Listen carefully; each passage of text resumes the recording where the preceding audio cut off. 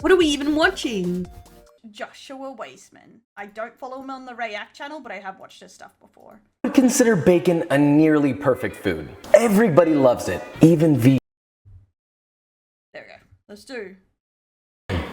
I would consider bacon a nearly perfect food. Everybody loves it, even vegans.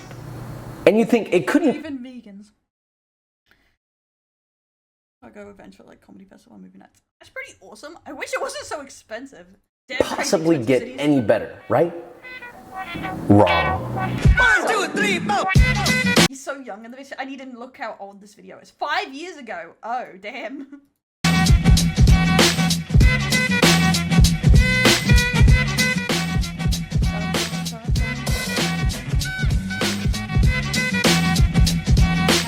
Look, you can make bacon from home so incredibly easily, and it's about time that more people start doing it. It requires minimal ingredients, with the exception of a smoker if you choose to smoke it, which I'll talk about ways to smoke it later on in the video, some pork belly, some salt, a little bit of sugar, and a little bit of curing salt, which is really easy to find nowadays. Plus, you know, a little bit of patience. Now, let's do this, shall we?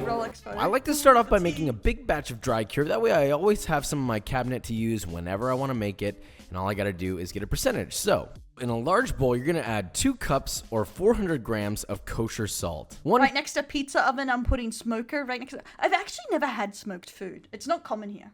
Cup or 200 grams of granulated sugar, and 6.5 teaspoons or 60 grams of pink curing salt. Now, when I say curing salt, yes, I mean sodium nitrite. This is also known as Prague powder number 1, not Prague powder number 2, but number 1. It's pretty widely available in stores nowadays, but if for some reason you can't find it, I'll have a link below in the description for the one that I use. Anyway, once everything's in your bowl, give it a nice whisk until everything is thoroughly combined, and store it at room temperature. You're only going to use a little bit of this stuff at a time when making bacon, but now you always have it at the ready. Now for the most important ingredient, skin on pork belly. I'm waiting for the dangerous part to happen. That's the only downside. Pork belly is so expensive, but I guess Australia has different cuts, because pork belly is the main cut in America, but butt is the main cut in Australia. We have streaky, but we use the butt, I guess, because it's a cheaper cut.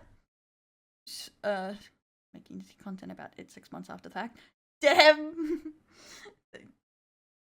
Now it can be pretty much any weight, but you want it to be at least 3 pounds or 1,360 grams. I know there's a lot of numbers happening right now. Don't worry, it'll be in the description. But anyway, it's important to know the amount in grams just because you can get a salt cure percentage. I do 2.5%, so basically you're just going to take the weight of your pork. Need something to weigh it.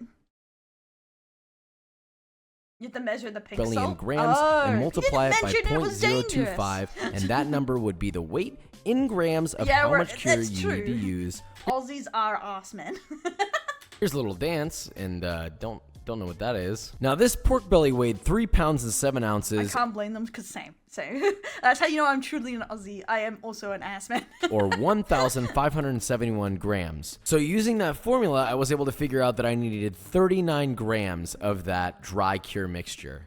And you're gonna take that measured dry cure and spread it. Okay, funny enough, the first thing I did, because I worked out my bills and stuff, I literally have a pork belly in my fridge, because I was like waiting, and I'm like, I'm having pork belly roast.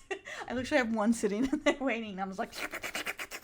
all over your entire pork belly, all surfaces, the top, the bottom, the sides, all the edges, and make sure that every last sprinkling is used. Rub it in real nicely. Now once it's thoroughly coated in your dry cure, it's pretty much good to go at that point, but I like to add some flavoring and aromatics, so I'll take some crushed and bruised rosemary sprigs, maybe some garlic cloves with the skins left on, just barely crushed with the back of your palm, some toasted and crushed juniper berries. All this stuff is optional. You don't have to add the aromatics if you don't want to. What is the generic taste of bacon? Like, because all these extra herbs are, you know, extra, but do they only put salt? You can use pretty much any hearty aromatic that you want. Now once all that's done, place your cure rubbed pork belly into a 2-gallon Ziploc bag and place in the refrigerator to cure for 7 days, flipping it halfway through. So 4 days in, flip it over onto the other side. And there'll probably be some liquid that comes out and it'll fill up the bag. That's okay. That's totally normal. Just make sure that that liquid's being distributed because that's going to help cure the pork belly. Oh, and I almost forgot. Don't forget to label your bag with a Sharpie or a pen or whatever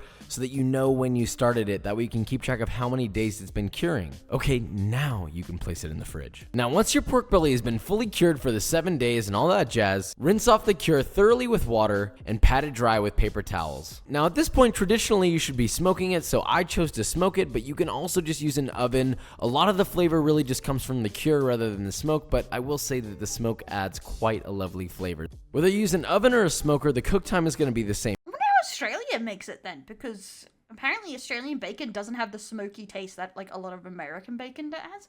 So I kind of assumed it wasn't smoked, but maybe I'm wrong. We're going to cook it at 200 degrees Fahrenheit until the internal temperature reads 150 degrees Fahrenheit. Now, because I know people are going to ask, I used one of my old master-built propane vertical smokers. I added a good mix of both soaked wood chips and dry wood chips. And Are you a male YouTuber without a smoker? I don't think so. I don't think you are one until you get one. Loom, where is your smoker? smoked that bad boy as previously described at 200 degrees Fahrenheit until the internal temperature reached 150 degrees Fahrenheit. I did add wood chips about every 45 minutes, so I only really needed to add them about twice, I think maybe 3 times. Honestly, it would be like one of the first things I buy if I ever move to a house, like, you know, I own and not like renting or something, is like pizza oven, smoker or something, barbecue. Because it's like, you don't want all that stuff when you have to move all the time, so it's like a luxury item. process, because this only takes about 2 hours. So here's a funny story about how smoking this went. First off, I had to go into the public area of my apartment building in order to do this legally, and after I poured myself a drink, as you see here, it started raining profusely, so I'm out here Wait, he's smoking in an apartment building?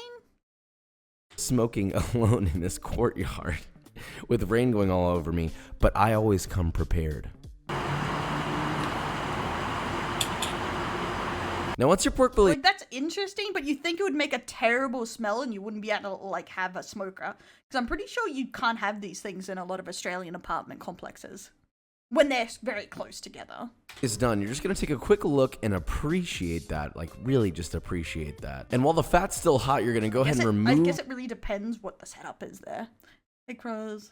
Pizza party at Dell's place that day. Yes. You know what's crazy? My granddad's new house has a pizza oven there. I want to use it because it's literally never been used there. It just they already had it. And he's like, I'm never going to use it. He literally has a pizza oven, like outside, connected. The skin using a sharp knife. It'll actually peel off on its own, but I like to use the knife to help guide the skin off. That way it comes off evenly and it doesn't pull off any major chunks of fat. Oh, and while I say hot, I mean like warm. Don't burn yourself doing this. Let it cool down a little bit before you do that. And now your pork belly has become bacon. Now, the first thing that I would suggest is letting it come down to room bacon. temperature and refrigerating it overnight, or at least about 8 hours for the fat to solidify so it slices easier and it cooks properly. And now you have your bacon, and for real. it'll last about 2 to 3 weeks in the fridge or frozen indefinitely. And a quick little side note, don't just cut it into thin slices. Try cutting it into super thick cubes and then frying those up, but leaving the inside nice and tender, and I promise you that will make the most amazing baked potato or salad or whatever.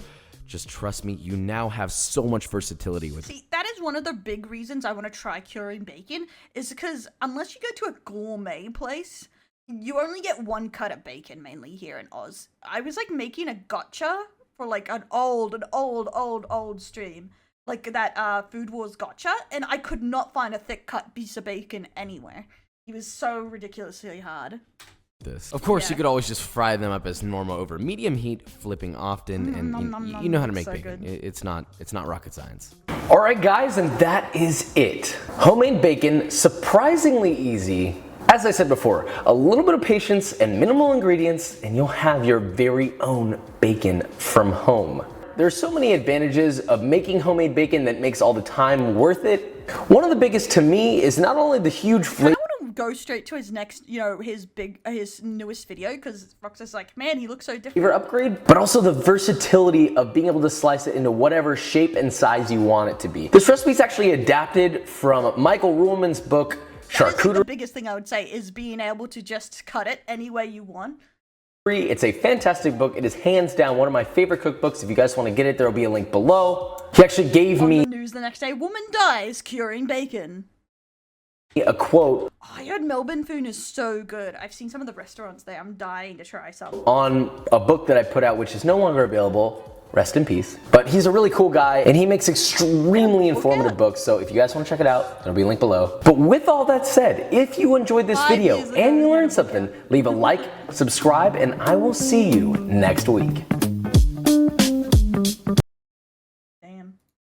Times they do be a-changin'. Times they do be a-changin'.